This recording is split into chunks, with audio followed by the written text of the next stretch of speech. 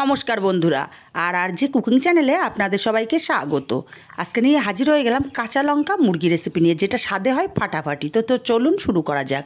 এখানে 1 কেজি মুরগির মাংস ভালো করে ধুয়ে পরিষ্কার করে জল ঝরিয়ে নিয়েছি।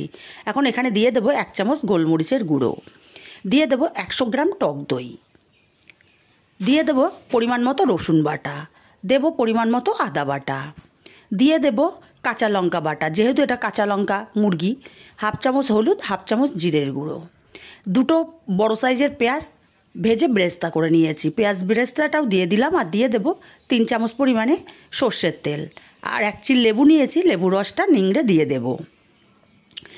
লেবু রসটাকে দিয়ে খুব ভালো করে হাত দিয়ে সব কিছু মাখিয়ে নিতে হবে।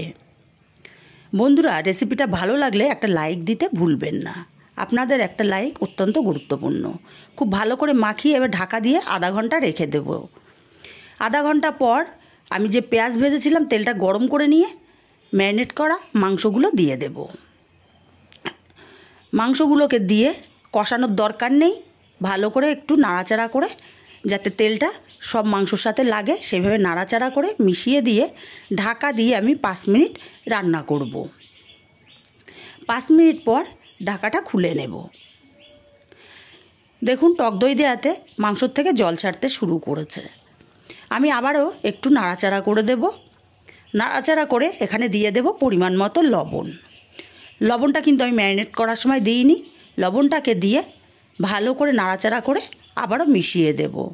এই রান্নাটায় কষানোর কোনো দরকার নেই, আর জলেরও ব্যবহার হবে না। ঢাকা দিয়ে আমি আরও 5 মিনিট রান্না করব। 5 মিনিট পর ঢাকাটা খুলে নিলাম। লবণ আর টক দই দেওয়ার কারণে মাংস থেকে অনেকটাই জল ছেড়েছে। একটু নাড়াচাড়া করে দেব যাতে কড়ার নিচে না লেগে যায়। এবার ঢাকা দিয়ে লো ফ্লেমে 10 মিনিট রান্না করে নেব। রান্না হতে থাক ততক্ষণ একটা মশলা করে নেব। মিক্সচার জারে দিয়ে দিলাম 1 মুঠো পরিমাণে ধনেপাতা, আর দেবো 2টো কাঁচা লঙ্কা। ঝালটা আপনারা বেশি খেলে লঙ্কার পরিমাণটা বেশি দিতে পারেন। মিক্সচার জারটা ঘুরিয়ে ভালো করে বেটে নিয়েছি, মিহি করে বেটে নিতে হবে। 10 মিনিট পর ঢাকাটা খুলে নিলাম। এখানে আমার মাংস সুন্দর মতো সেদ্ধ হয়ে গেছে, আর এক্সট্রা যে জলটা ছিল সেই জলটাও একদমই শুকিয়ে এসছে। এখন এই ধনেপাতার পেস্টটাকে দিয়ে দেব। ধনের পাতা পেস্টটাকে দিয়ে ভালো করে নাড়াচাড়া করে মিশিয়ে দিতে হবে। খুব ভালো করে মেশাতে হবে যাতে সব মাংস ভালো মতো লাগতে পারে। আর দিয়ে দেবো এখানে 4টে কাঁচা লঙ্কা। কাঁচা লঙ্কা ধনেপাতার পেস্টটাকে দিয়ে 10 মিনিট ঢাকা দিয়ে স্ট্যান্ডিং টাইমে রেখে দেব। 10 মিনিট পর আলাদা পাত্রে নামিয়ে নিয়েছি। রেসিপিটা কেমন লাগলো কমেন্ট করে জানাতে ভুলবেন না।